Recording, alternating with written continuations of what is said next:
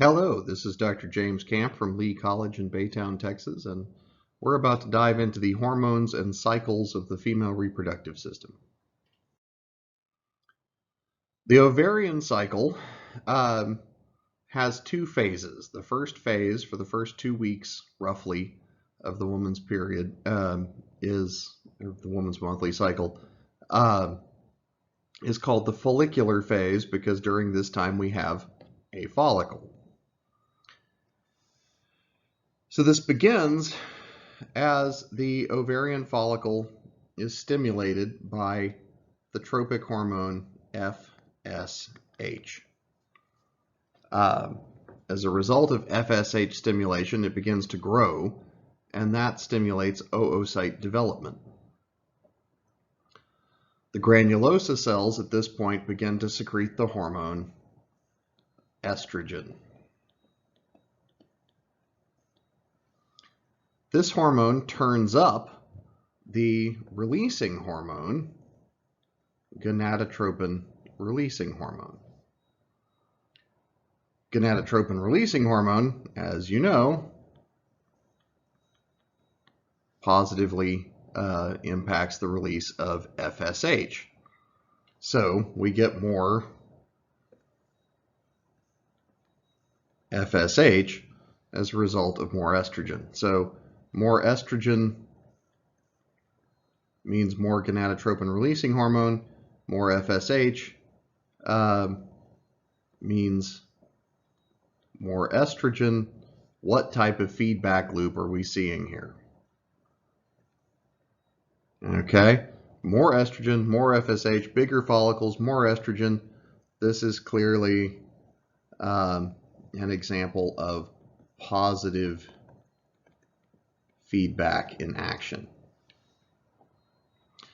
We mentioned earlier in the class that every positive feedback loop, in order to keep it from just building up on itself and building up on itself and building up on itself, has to have a stop condition in here somewhere, a big red stop sign that cuts it all off. The stop condition hits at about 2 weeks. As an estrogen spike triggers, okay, so estrogen, if we look at it, it's building up, building up, building up, and then suddenly there's a spike in it, and that triggers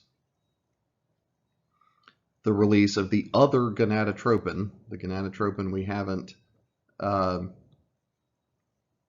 had before, not FSH, but LH, luteinizing hormone.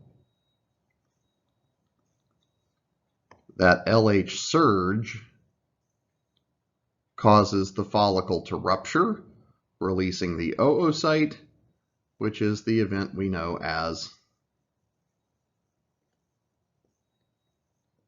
ovulation. Okay, the ruptured follicle is then converted into a corpus luteum, or it is luteinized, which is where we get the name luteinizing hormone. Okay. Now, all of this may be a little confusing to follow in a text-based outline, so let's look at a couple of visuals. This shows us how the high levels of estrogen first turn up gonadotropin releasing hormone, and then convert the anterior pituitary over from making FSH to making LH, and this surge of luteinizing hormone is what causes the mature follicle to become a ruptured follicle, or corpus hemorrhagicum. Okay, let's look at the whole thing now in one of my famous Cascade diagrams and see if we can't make some sense of how this all works. We start with the hypothalamus releasing gonadotropin releasing hormone. This goes to the anterior pituitary, and In the absence of high levels of estrogen, the anterior pituitary is going to make FSH. That stimulates a follicle to go from a primordial to a primary and start producing estrogen. Estrogen has all sorts of effects on the body, but one of its effects is to feed back positively at the hypothalamus and cause more gonadotropin releasing hormone. Okay, we still don't have high levels of estrogen in the blood, so the anterior pituitary is just going to make more FSH. Well, what happens when you continue to stimulate a growing follicle? It gets bigger. What happens to a bigger follicle? It produces more estrogen. So you can see how this becomes a positive feedback loop. Eventually, enough estrogen is made that it affects the anterior pituitary, and at this point we switch over from primarily making FSH to making LH.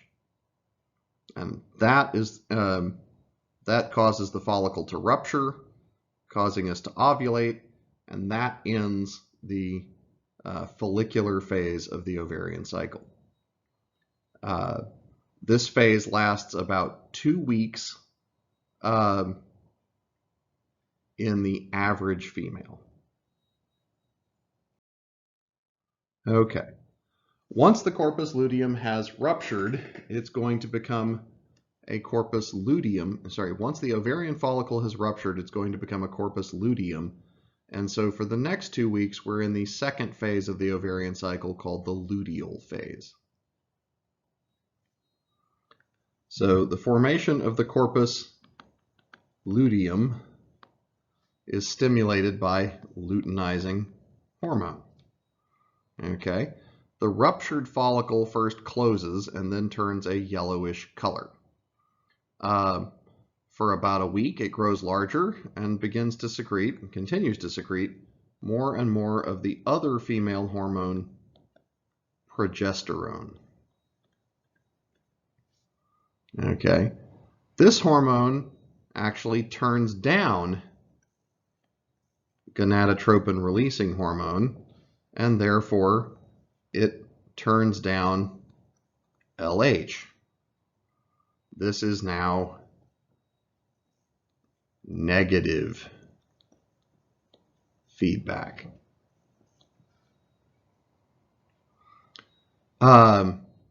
As a result, during the second week, the corpus luteum begins to shrink, and the hormone progesterone begins to taper off. What's the point of progesterone? The hormone progesterone causes the uterine lining to thicken and develop in preparation for a fertilized egg to implant. Okay, so what we learn from this, if we look at our little timeline up here, for about the first week, progesterone is building up, so the uterine lining is thickening and developing in preparation for fertilized egg implantation. During the second week, the corpus luteum is beginning to shrink, progesterone is tapering off, so the uterine lining hits a stable point or perhaps even begins to thin out a little bit. So really you have about a 1 week period after ovulation for a baby to implant, or it may be too late. So what happens with this shrinking corpus luteum and tapering off progesterone? There are 2 options from here. The first is that a fertilized egg implants. The fertilized egg is going to make a hormone called human chorionic gonadotropin, HCG, that rescues the corpus luteum so that it will make more progesterone and keep the uterine lining thick. It is a gonadotropin, so what would be happening here is that GnRH is tapering off, so LH would be tapering off, so the corpus luteum and progesterone would be tapering off, and that's not going to sustain the uterine lining. Well, if a fertilized egg is implanted, the last thing it wants is for the uterine lining to get shed. It doesn't want its home to go away. So it produces HCG, which comes in and boosts luteinizing hormone, which boosts progesterone, which preserves the uterine lining. So it rescues the corpus luteum from degeneration and makes more progesterone and keeps the uterine lining thick. HCG, incidentally, is the first hormone made by the implanting embryo, the first non-maternal molecule that shows up, and so it is what is typically used for pregnancy tests. If there's HCG in your blood, you're pregnant. The other option is that no egg implants. After the second week, the corpus luteum, running out of luteinizing hormone, degenerates completely into a corpus albicans, which is basically scar tissue. Scar tissue doesn't secrete progesterone, so we shed the uterine lining, which is what we know as menstruation. Again, this phase takes about 2 weeks in the average woman. So here's where we left things with the end of the follicular phase. We started producing luteinizing hormone that caused the ruptured follicle to ovulate. The ruptured follicle then converts itself into a corpus luteum, sort of collapses in on itself and becomes a corpus luteum. And that begins to make progesterone and significantly less estrogen. There's still some estrogen around, but it's no longer the primary hormone that the woman is making. Progesterone goes down to the endometrium, the lining of the uterus, and causes it to thicken and develop.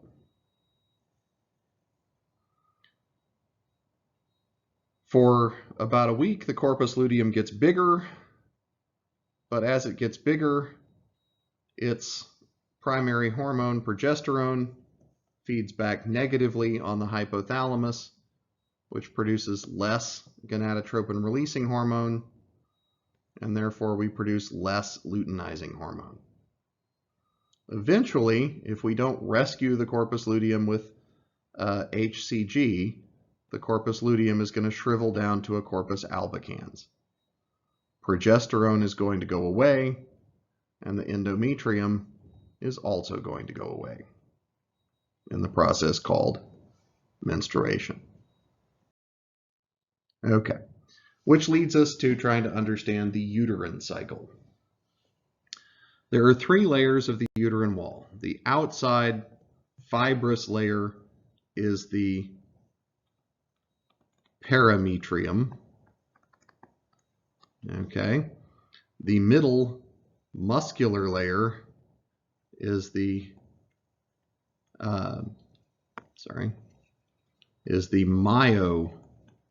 myometrium,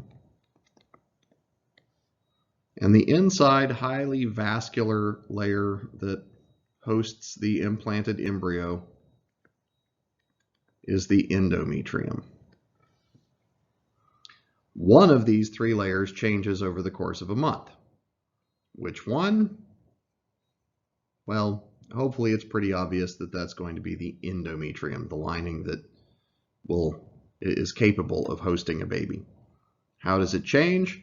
Well, it gets thicker and thicker and thicker, and then at the end of the month, it sheds down to where we started.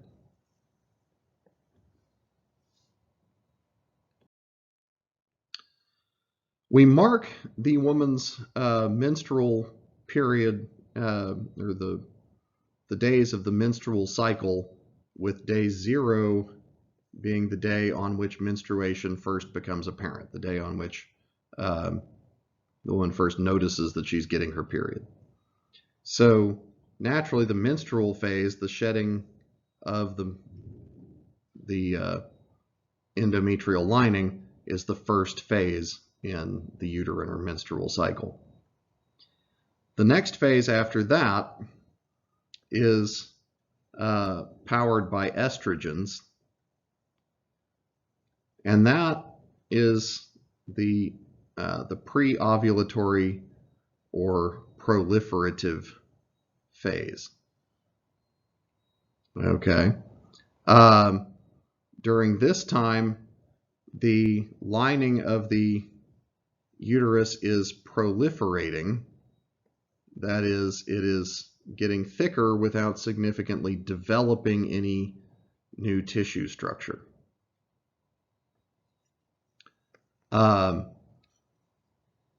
Once that LH surge hits and ovulation occurs, which happens at or around day 14 in the so-called average female, then we get into the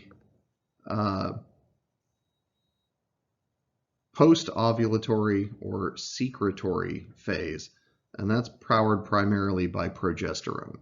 There are still some estrogens around, but primarily it's progesterone. At this point, it's called the secretory phase because these glands of the endometrium start to develop. We get significantly more development of tissue structure. These sinuses develop in the venous system that will allow the invasion of capillaries from the developing placenta, and so now we're ready to host a baby somewhere around day 20 or 21 here. Note that towards the end of the first week, the corpus luteum is getting smaller again, and the endometrial lining is tapering off just a little bit. But it's only around day 21, day 28, which is also the same as day 0, that we start to really shed the endometrial lining. And if we line this up with the phases of the ovarian cycle, we'll notice that the follicular phase here, the follicular phase here, which is primarily the estrogen producing phase, lines up with the menstrual and pre-ovulatory phases, the part where we're just sort of getting ready for a new baby. The luteal phase here lines up with the post-ovulatory or secretory phase of the uterine cycle, and that's where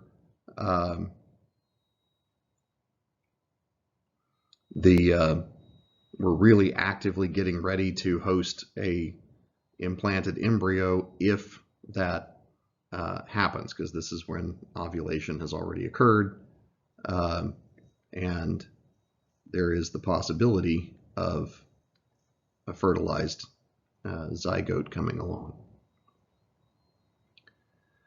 At this point, I want to just really quickly add one last note, which is that it's worth pointing out that not every woman has a 28-day cycle. Some women have 26-day cycles, some women have 30-day cycles. In the old days, before we had reliable calendars, women were said to watch the phases of the moon to guess the timing of their periods, because the moon has a 29.5-day cycle from full moon to the next full moon, or from new moon to the next new moon. So this 28 is kind of an arbitrary number. It's sort of the average or typical woman, but most women are not average or typical, and so